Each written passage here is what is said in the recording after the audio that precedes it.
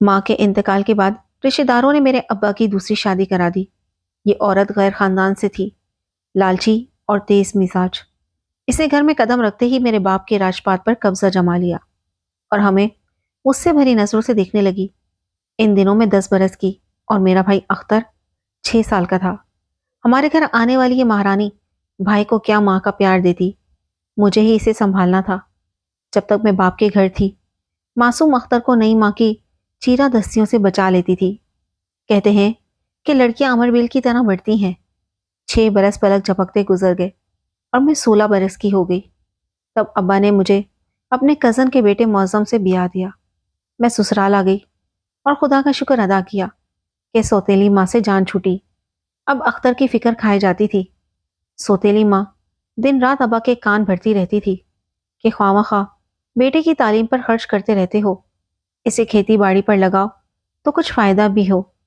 شروع میں تو ابا نے بیوی کی باتوں پر کان نہ دھرے، لیکن بالآخر ان کے بھی کان پک گئے۔ جب اختر 8ویں کا امتحان دے رہا تھا تو انہوں نے اپنی زوجہ محترمہ کے سامنے ہتھیار ڈال دیے۔ ایک روز اختر بخار کی وجہ سے اسکول نہیں گیا۔ ابا شہر گئے ہوئے تھے۔ واپس آئے تو ماں بولی، جب تم شہر سے باہر جاتے ہو تو یہ لڑکا اسکول سے ناغہ کر لیتا ہے، ایسے یہ خاک پڑھے گا، اسے پڑھائی سے دلچسپی ہی نہیں ہے۔ ابا نے بیوی کی بات کا یقین کر لیا اور اختر پر بہت غصہ ہوئے۔ اس کے ماتھے کو چھو کر بھی نہیں دیکھا کہ بخار ہے یا نہیں، بس اتنا کہا کہ تم اب اسکول نہیں جاؤ گے، جبکہ ان کے دونوں چھوٹے بیٹے جو دوسری بیوی سے تھے اسکول جاتے تھے۔ تب اختر بولا، ابا دونوں بھائی تو اسکول جاتے ہیں، مجھے بھی پڑھنے دیں۔ اگر آج میری سگی ماں زندہ ہوتی تو کیا آپ مجھے اسکول جانے سے منع کرتے؟ اس پر ابا کو غصہ آ گیا اور انہوں نے اختر کو 2 تھپڑ جڑ دیے کہ میرے سامنے زبان چلاتا ہے۔ کدھر ہے اس کی کتابیں؟ گم کرو ان کو۔ اس پر ماں نے کتابیں کنویں میں پھینک دی۔ اس روز میرا بھائی خوب رویا اور بغیر سوچے سمجھے گھر سے نکل گیا۔ ان دنوں اس نے 8ویں پاس کی تھی اور 9ویں کلاس میں گیا تھا۔ سوائے میرے اختر کا اس دنیا میں اور کوئی نہ تھا۔ وہ میرے پاس آیا اور تمام احوال سنا کر بولا، مجھے اپنے دوست کے پاس کراچی جانا ہے، وہ وہاں ایک مل میں کام کرتا ہے، مجھے بھی نوکری دلوا دے گا۔ میں کراچی میں رہ کر نوکری کروں گا اور پڑھتا بھی رہوں گا۔ میں نے اسے سمجھایا کہ ابھی چند دن تم میرے پاس رک جاؤ، تمہارے بہنوئی یہیں تمہارے لیے کوئی بندوبست کر دیں گے، لیکن وہ بولا نہیں، اب مجھے یہاں نہیں رہنے دیں گے، اور میں ماں کے ظلم و ستم سے تنگ آ چکا ہوں۔ ابا بھی وہی زبان بولنے لگے ہیں جو ماں کہتی ہے۔ ایسا کب تک چلے گا؟ یہ نہ ہو کہ میں کسی روز خود خوشی کر لوں یا دریا میں چھلانگ لگا دوں۔ اس کے تیور دیکھ کر ڈر گئی۔ اس کے جانے کا غم تو بہت تھا، مگر اب روک بھی نہیں سکتی تھی، لہٰذا کچھ رقم دے دی تاکہ بس کا کرایہ بھر سکے۔ رقم پاس ہوگی تو چند دن کا گزارا کر لے گا، کیا خبر جاتے ہی نوکری نہ ملے۔ رقم لے کر وہ چلا گیا، مگر جلدی میں دوست کا خط اس کی الماری میں رکھا رہ گیا جس میں اس کا پتہ درج تھا۔ وہ لڑکا کبھی بھائی کے ساتھ 7ویں کلاس میں پڑھتا تھا، اس کے بعد ماں باپ کے ساتھ کراچی چلا گیا تھا۔ اختر کراچی کا ٹکٹ خرید کر ریل میں بیٹھ گیا۔ جیب میں میرے دیے ہوئے چند 100 روپے تھے۔ جب وہ کینٹ اسٹیشن پر اترا تو یاد آیا کہ جلدی میں وہ خط تو اٹھایا ہی نہیں جس پر دوست کا پتہ لکھا ہوا تھا۔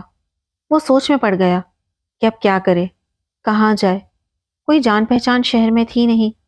اتنا یاد تھا کہ دوست نے جو خط بھیجا تھا اس کے لفافے کی بیک سائڈ پر پتے میں ناظم آباد لکھا ہوا تھا، البتہ مکان نمبر وغیرہ ذہن میں نہ رہا۔ ایک ٹیکسی والے سے کہا کہ مجھے ناظم آباد جانا ہے۔ راستے میں ٹیکسی ڈرائیور نے باتوں باتوں میں اندازہ لگا لیا کہ یہ لڑکا شہر میں پہلی بار آیا ہے اور اسے کراچی کے رستوں سے واقفیت نہیں ہے۔ اس نے ناظم آباد چورنگی پر ٹیکسی روکی اور کہا، یہاں اتر جاؤ، ناظم آباد آ گیا ہے۔ پھر زیادہ کرائے کا مطالبہ کر دیا۔ اختر بولا، لالا جی آپ تو بہت کرایہ مانگ رہے ہو۔ اتنا کہنا تھا کہ ڈرائیور کا منہ غصے سے لال ہو گیا۔ اس نے جھپٹ کر اس کی جیب سے بٹوا نکالا اور یہ جا وہ جا۔ اختر بیچارہ بے بس کھڑا دیکھتا رہ گیا، سمجھ ہی نہ سکا کہ یہ کیا ہو گیا ہے۔ وہ بے بس سا ہونکوں کی مانند سڑک پر کھڑا تھا اور جیب میں کچھ نہیں تھا۔ پھر وہ وہیں ایک درخت سے ٹیک لگا کر کھڑا ہو گیا۔ 2 گھنٹے وہ اسی حالت میں کھڑا رہا۔ اچانک ایک سیٹ والا اس کے پاس آیا اور کہنے لگا، جب میں اپنی گاڑی یہاں کھڑی کر کے گیا تھا تو تم یہاں کھڑے تھے، اب اتنی دیر بعد آیا ہوں تو بھی تم یہیں کھڑے ہو، کیا بات ہے؟ اختر نے مختصراً اپنا حوال سنا دیا۔ وہ شخص اسے گاڑی میں بٹھا کر اپنے گھر لے آیا، کپڑے دیے، کھانا دیا، اور اس کے بعد انٹرویو شروع ہوا۔ سیٹھ سوال کرتا جاتا، اختر جواب دیتا جاتا تھا۔ آخر کار سیٹھ نے اسے سمجھایا، بیٹا تم ابھی کم عمر ہو، شہر کا تمہیں کوئی تجربہ نہیں ہے اور یہاں کوئی جان پہچان بھی نہیں ہے، بہتر ہے تم میرے پاس رہ جاؤ۔ اس شخص کا نام سیٹھ منان تھا، اس کے 4 بیٹے اور 2 بیٹیاں تھیں۔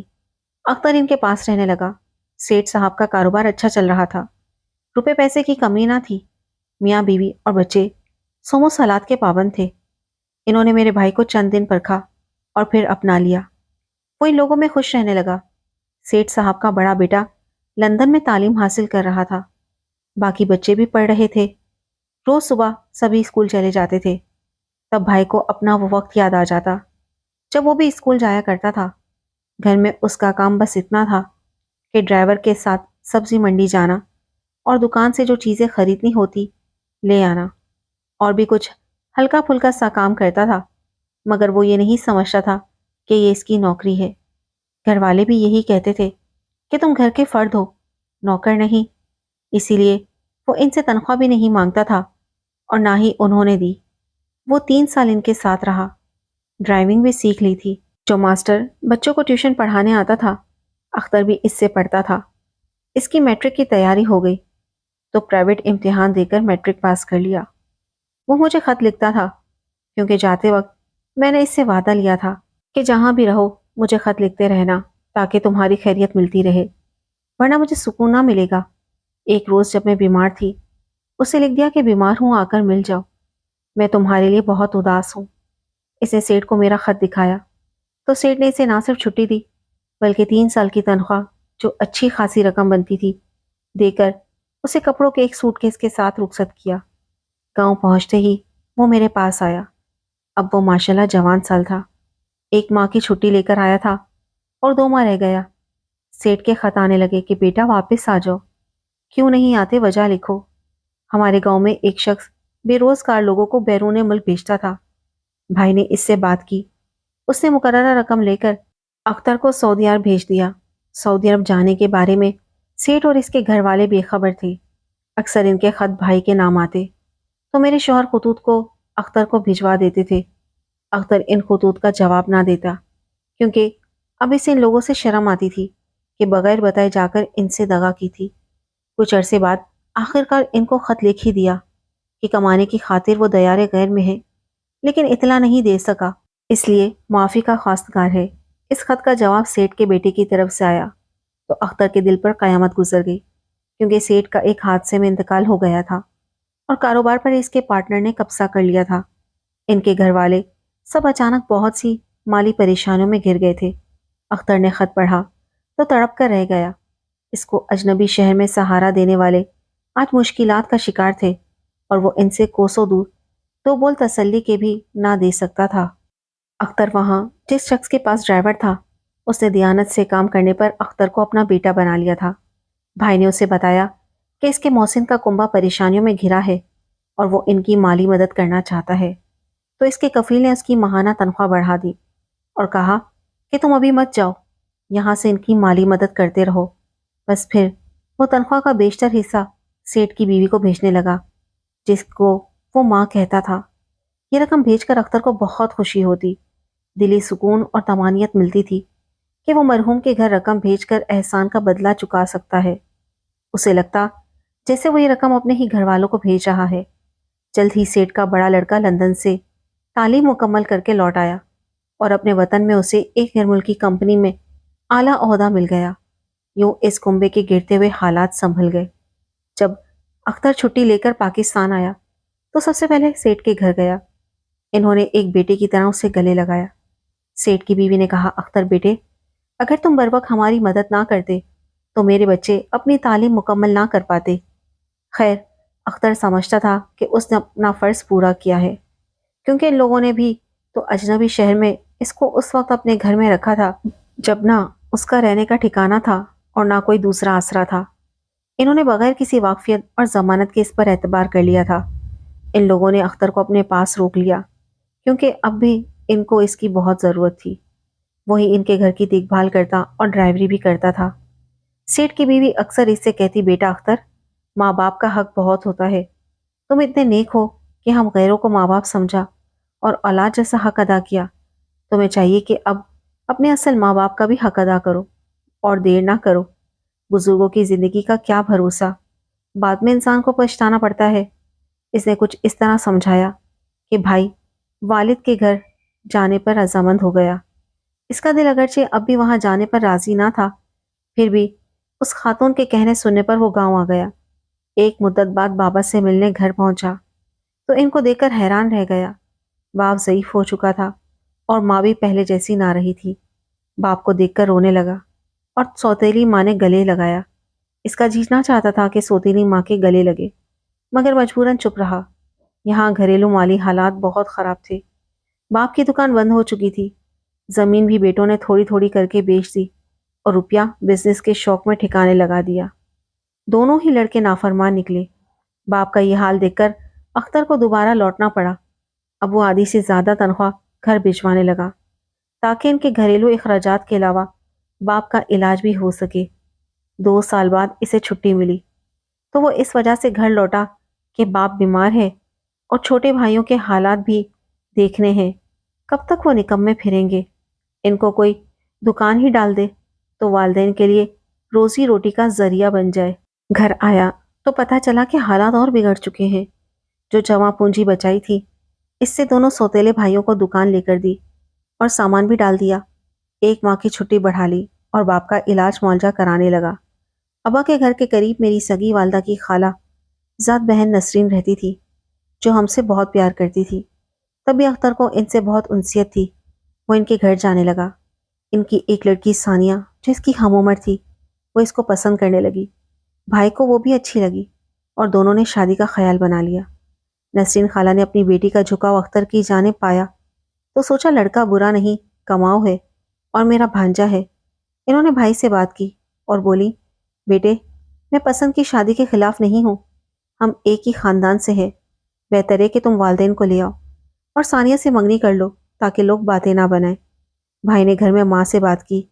اس عورت نے اوپری دل سے تو خوشی ظاہر کی، لیکن ابا سے جانے کس ڈھنگ سے بات کی کہ وہ نسرین خالہ کا نام سن کر آگ بگولا ہو گئے اور اختر کو برا بھلا کہنے لگے کہ آتے ہی محلے میں عشق بازی کرنے لگے۔ اگر شادی ہی کرنی ہے تو ہم سے کہو، میں تمہاری شادی مسعودہ سے کرا دیتا ہوں، وہ تمہاری امی کی بھانجی ہے، بس تمہیں اسی سے شادی کرنا ہے، یہی میرا حکم ہے۔ ابا پھر بیوی کی باتوں میں آ گئے تھے۔ اس کے اپنے لڑکے تو نکمے تھے۔ اب لڑائی چھڑ گئی، میں اور بھائی ایک طرف اور ابا ایک طرف، جبکہ ماں نے چپ ساتھ رکھی تھی۔ اختر نے مجھ سے مشورہ کیا، بھیا تم اماں ابا کو اب رہنے دو، ان کے اپنے مطلب اور مقاصد ہیں، تم ان کی مالی مدد کرتے رہنا، لیکن شادی تم اپنی پسند سے کرو، مگر ان کے شوہر بغیر ابا امی کے مجھے بیٹی کا ہاتھ نہیں دیں گے، فکر مت کرو، تمہارے بہنوئی اور میں تمہارا رشتہ لے کر جائیں گے اور ان کو راضی کر لیں گے۔ میں نے شوہر سے بات کی، انہوں نے کہا میں تمہارے والد کے پاس جاتا ہوں، امیدیں نہ منا لوں گا۔ وہ گئے بھی، مگر سوتیلی ماں سر سے ایک پل کو نہ ہٹی، یوں معظم کھل کر بات نہ کر سکے۔ اور ابا تو نسرین خالہ کا نام سنتے ہی چراغ پا ہو گئے، کہنے لگے میں اختر کی شادی اپنی بیوی کی بھانجی سے ہی کروں گا، یہ میرا آخری فیصلہ ہے، اب دوبارہ مجھے سمجھانے مت آنا۔ معظم نے جب یہ احوال دیا میں رونے لگی، تب انہوں نے کہا کہ میں یہ کر سکتا ہوں کہ ان کی سول میرج کروا دیتا ہوں، تم اس معاملے سے لا تعلق رہنا، اور لڑکی نکاح کے بعد والدین کے گھر چلی جائے گی۔ جب تک اختر سعودی عرب سے اس کا ویزا لے کر نہ آ جائے یہ بات اسے راز رکھنی پڑے گی۔ پھر ایسا ہی ہوا، ان کے دوست کی مدد سے ان دونوں کا نکاح ہو گیا۔ اس کے بعد اختر فوراً سعودی عرب روانہ ہو گیا تاکہ وہاں جا کر ضروری قانونی کاغذات بنوا کر بیوی کو بلوا سکے۔ میں مانتی ہوں کہ میں نے اپنے والد کی رضا کے بغیر قدم اٹھایا، بے شک کوئی مجھے نافرمان اور بھائی کو ناخلف کہے، مگر میں نے اپنے بھائی کی خوشی پوری کر کے کچھ برا نہیں کیا۔ میرے بھائی کو زندگی کی خوشیاں مل گئی، تمام عمر میں پہلی بار اسے حقیقی اور دلی خوشی ملی تھی جو اس کا حق تھا۔ ابا کافی مدت اختر سے ناراض رہے، مگر بعد میں وہ راضی ہو گئے۔ البتہ سوتیلی ماں کے بارے میں کچھ نہیں کہہ سکتی کہ ان کے دل پر کیا گزری۔